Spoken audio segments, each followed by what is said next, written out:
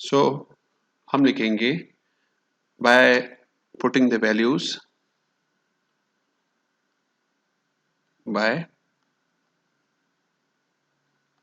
putting the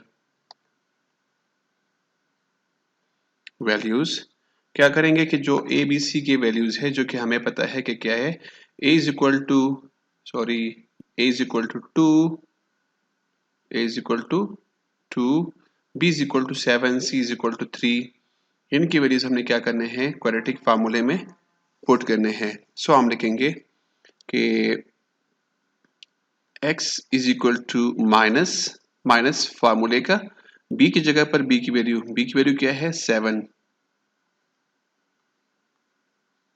plus minus square root of b square, b हमारे पास है 7, सो 7 का स्क्वायर, उसके बाद लिखा हुआ है -4, देन a हमारे पास है 2, ठीक है, और c की वैल्यू हमारे पास है 3, ठीक है, c की वैल्यू हमारे पास 3 है।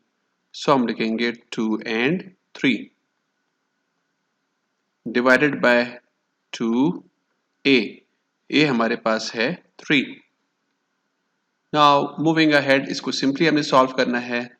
So let's solve. हम लिखेंगे कि x इज इक्वल टू, मैं कलर चेंज कर लेता हूं, x is equal to -7 plus minus square root of 7 का स्क्वायर इज 49 माइनस 4 2 ज़ा 8, 8 3 ज़ा 24, सो यहाँ पे हमारे पास बनेगा 24 divided by 2 multiplied by 3 is 6। सो मजीद चलते हैं, मजीद आगे मूव करते हैं, बल्कि यहाँ पे जो है हमने करना था 2a, और a की वाली वैल्यू हमारे पास है 2, सो हम क्या करेंगे, यहाँ पे लिखेंगे 2 मल्टीप्लाइड बाय 2 जो कि क्या बनेगा 4, क्या बनेगा 4, सो 4 लिख लेते हैं यहाँ पे। सो -7 plus minus square root of 49 minus 24 is 25 divided by 4. Now -7 plus minus यहाँ पे हमारे पास आ रहा है x, -7 plus minus 25 is actually equal to 5 square, ठीक है, divided by 4. Now हम लिख सकते हैं कि -7 प्लस माइनस स्क्वायर रेडिकल को कैंसिल कर लेगा, स्क्वायर रूट को कैंसिल कर लेगा, तो हमारे पास आएगा 5 डिवाइडेड बाय 4।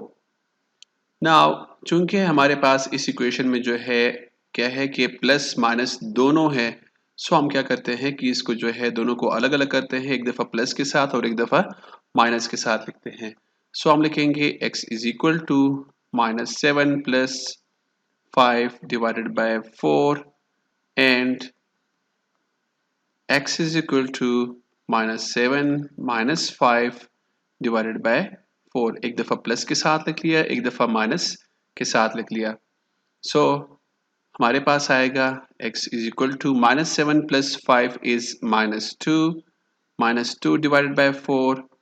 मज़ीद इसको सॉल्व करेंगे अगले स्टेप में, और यहाँ पे हमारे पास आएगा x is equal to -7 minus 5, ये हमारे पास बनेगा -12 डिवाइडेड बाय 4।